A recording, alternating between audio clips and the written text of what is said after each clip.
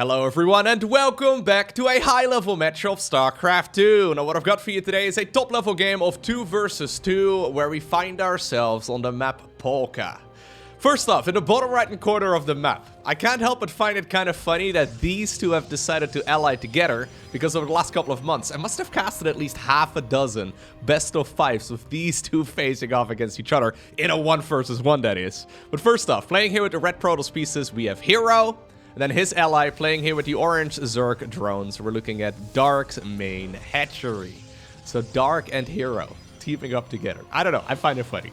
Their opponents, all the way on the opposite corner or the opposite end of the map. Playing here with the light blue Zerg drones. Teal, cyan, whatever you want to call this. First off, we have Serral, considered to be the best StarCraft 2 player ever. So, you know, he's pretty good at the game. And then his ally, the rank 1 player from China. We're looking, of course, at Time's main command center. Although recently he's changed his nickname to Oliveira. Now, you may have already noticed that Polka is an absolutely ginormous map. I mean, I'm actually curious. Can I make it in one swipe? I have a massive mouse pad. I have one of those mouse pads that, like, fits underneath, like, my keyboard and everything, right? My audio interface on top of it, too. Let me see if I can make it to the other side of the map in one swipe. Okay, I get pretty close.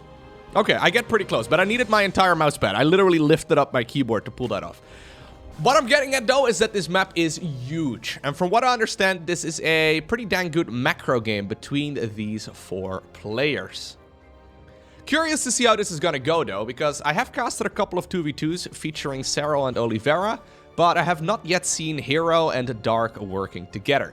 By the way, in some of the games that I've casted between herO and Dark, they've been talking, well, back and forth to one another for a while, and it seemed to me like friendly banter, but considering they're apparently allied in a 2v2, I think it's fair to assume that indeed, yeah, just a little bit of banter to, you know, get your opponent maybe a little bit confused. Anyways, in this particular game, I'm sure that all of these players are on voice chat. It's gonna be a Stargate opener here from herO. Nothing all too surprising. In 2 versus 2, it seems that the Phoenix openers in particular are super powerful. When you think about it, it makes a lot of sense because there's more high-value units to pick up. SCV Scout from Oliveira gets in and he sees right now that indeed it is going to be that Stargate start. But honestly, on a map this big, from a player like herO, it is unlikely that you're going to be seeing a Twilight Council or even like a Robo facility start. In the meantime, on the other side of the map, Oliveira is going to go, okay, for a second barracks. So that is rather interesting. That is a clear indicator that he wants to stick around on that infantry-based army for pretty much the entirety of the game. Although he might supplement a bunch of, well, siege tanks or something along those lines. Anyways, 2 adepts are available. Reaper, it's going to be able to sneak into the main base. That is a little bit annoying. Although, sadly for him, he's running from adepts and he runs into a queen. At the very least, he now spots that indeed it is going to be continued Phoenix production here from the Protoss. In the meantime, on the other side of the map, while Serral is mostly known for his macro game, in this particular match, though, he's already added on the Baneling Nest. Now, in ZVZ, you could make the argument that you do need the Baneling Nest, or sorry, in 2 versus 2. Well, in ZVZ as well, but in 2 versus 2, because there is a chance that the opponent, well, is going to throw a bunch of Zerglings at you, it might be a good idea to make that Baneling Nest a little bit sooner. He did add on a bunch of Zerglings, but if I'm not mistaken, I just saw, yeah, once again, a couple of drones coming out of those cocoons as well. So maybe just safety Zerglings. That is interesting. Yeah, so Serral and Oliveira really setting themselves up for a nice defensive game. Overlord ends up going down. Phoenix is here of herO. We're ready to save it, but it's not going to happen. As a matter of fact, now the Adept is also going to find its grave over here.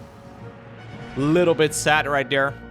Both the Overlord as well as the Adept end up going down. Alright, Roach Warren available here already for Dark, who decides to skip that Zergling Baneling phase entirely, and he's gonna go straight into that Roach-based army. I honestly kind of like the idea of going for a Zergling-based army.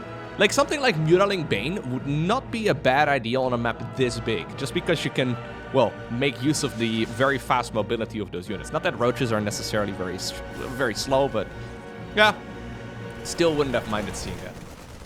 Anyways, the question is, how many Phoenixes are we going to make here, right? So you can make, well, tons of them. But Phoenixes, while good at harassment and while, yeah, pretty nice in engagements as well, they're usually not gonna win games all by themselves. So for now, a bunch of Zerglings running around. Dark Yeah, scouting here. He wants to blow up a couple of those banelings here from Serral for free, but he gets one. There you go. Serral, in general, though, a little bit too good for that.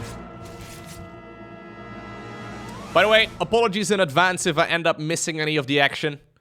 Because, well, these players, literally every single one of them is capable of hitting 10 buttons a second on average throughout this game. Which means that later on they're literally hitting like 12 buttons a second.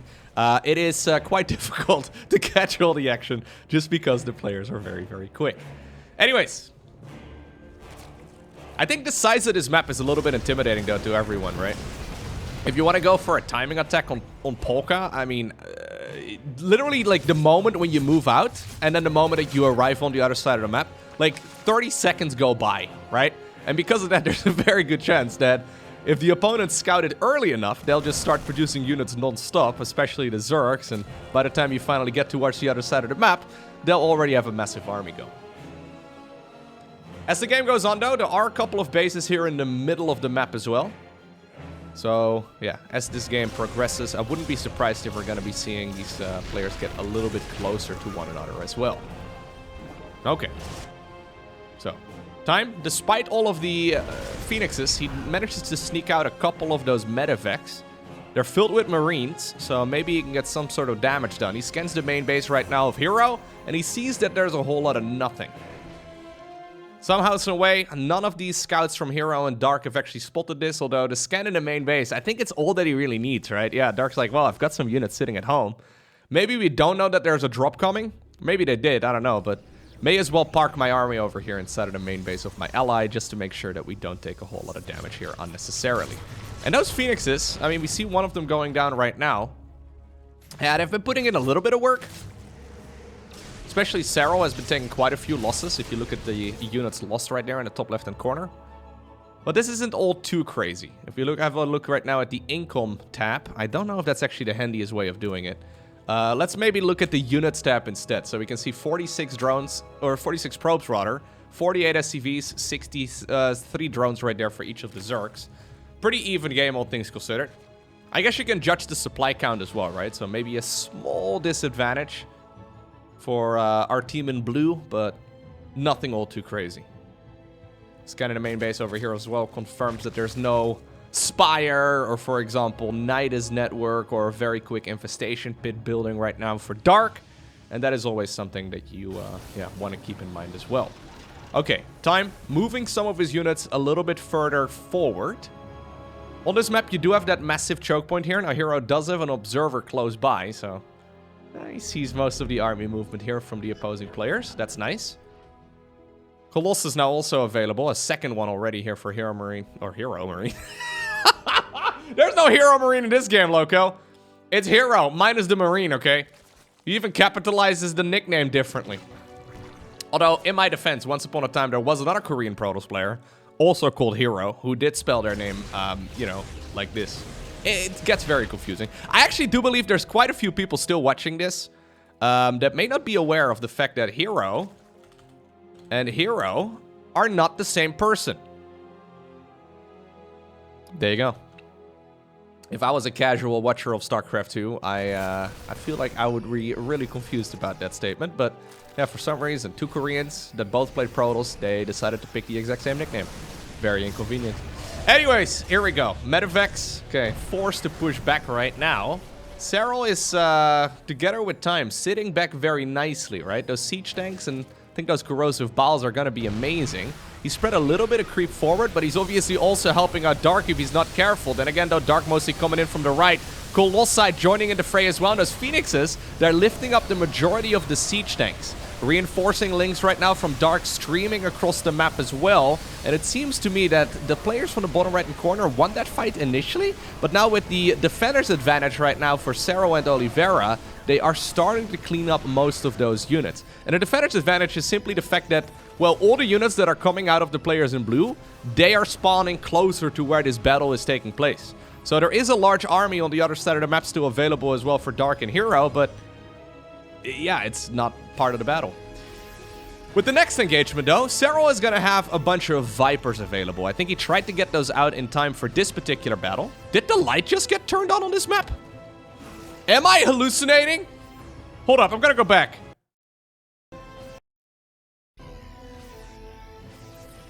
What? This is definitely darker, right? Am I crazy? I'm not doing anything, okay? Hands off the mouse. Huh? When did it happen last time? Maybe... I'm very confused. I swear that the... Did it just get gradually lighter? What? Okay, sorry. I have to double check again. I'm not going crazy, am I? So this is 950. Yeah, no, it is most definitely a slightly different shade. Well, that is funny. Anyways, apparently Polka, someone somewhere out there, maybe we're orbiting around a star or something. I'm not exactly sure. Apparently someone turns on the lights at some point. I googled it quickly, but can't really find all too much information. Maybe I am hallucinating.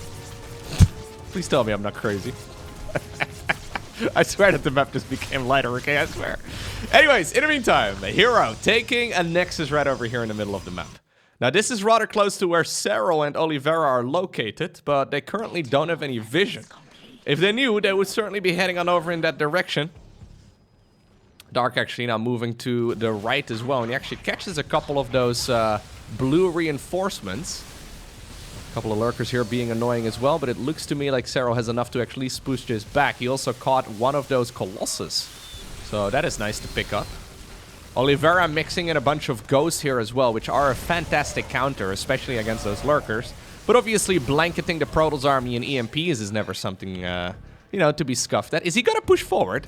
Yeah, I think Serral, despite all of the lurkers, there you go, he's got a bunch of those Vipers up in the air. He is gonna be able to push forward here and get rid of those units relatively easily. And despite the fact that the lurkers absolutely tear through the roaches, if you're not careful, he manages to keep pretty much all of them alive. A couple of storms, though, do also join in. In the meantime, reinforcing units in blue are heading on over in that direction.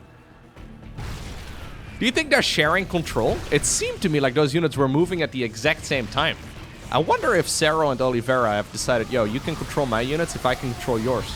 Disruptor drops down, moving forward right now. herO ready to pull a rabbit out of a hat.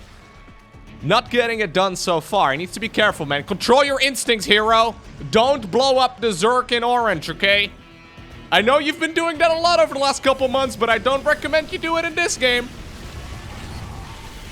Okay, Roach is trying to come in through the choke point here once again. There are some rock towers that you can destroy that would collapse over here. Serral has now also taken the base opposite the one over here, so...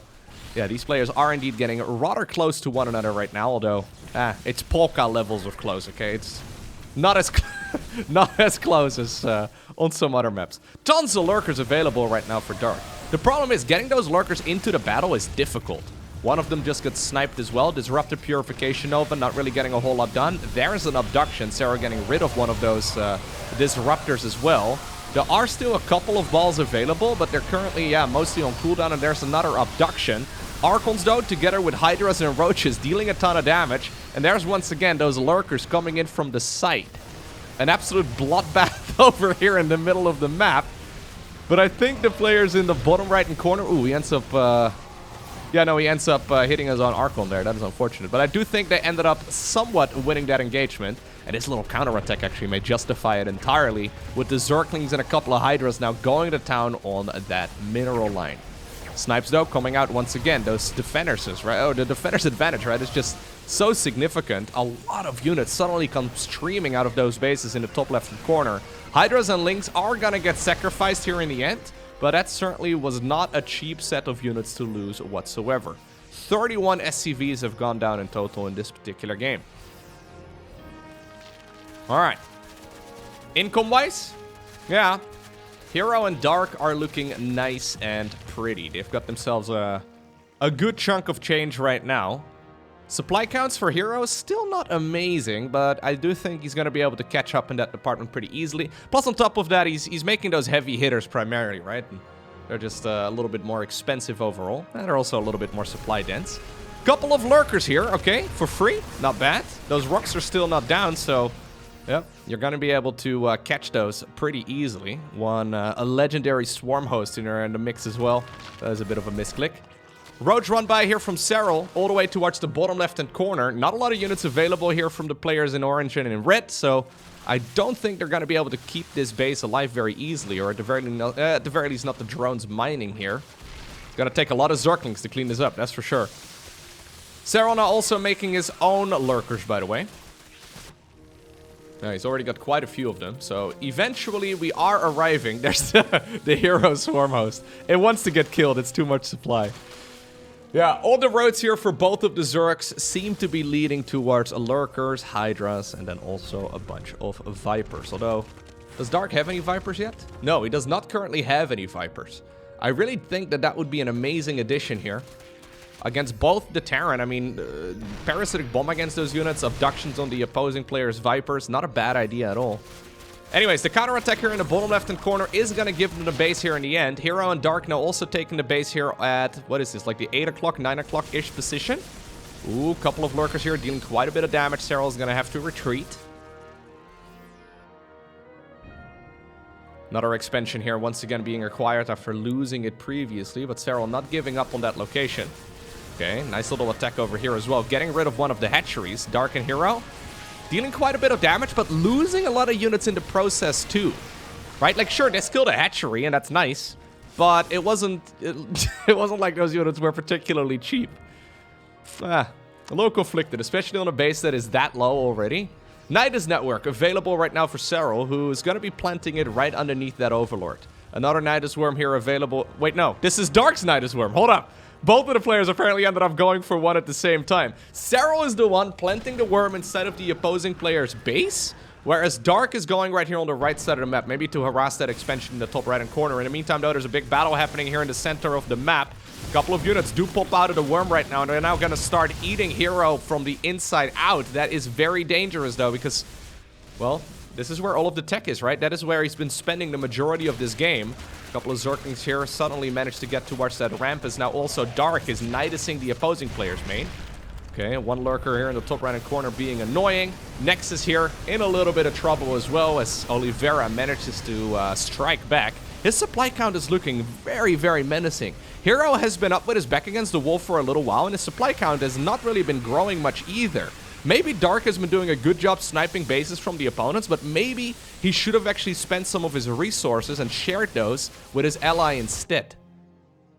Because herO's supply count has been dwindling for quite a while, and now suddenly, despite the fact that there's a lot of damage done all over the map, well, Serral and Oliveira, they've made their way towards the opponent's side of the map. Okay, they do manage to get one of the disruptors. They're going to have to back off from at least one of them as well, but, well, Serral's still dealing a bunch of damage on the left. Now Oliveira is closing in on one of the Zerg expansions here on the right side of the map. Maybe one of the disruptors can, well, change the tide of this game, but so far things are not looking all too great here for our Korean heroes. Dark and herO type GG. And because of that, it's Serral and Oliveira who obtain the victory. I can't wait to jump into the edit of this video. I swear that the map got lighter. Oh, please tell me I'm not losing my mind.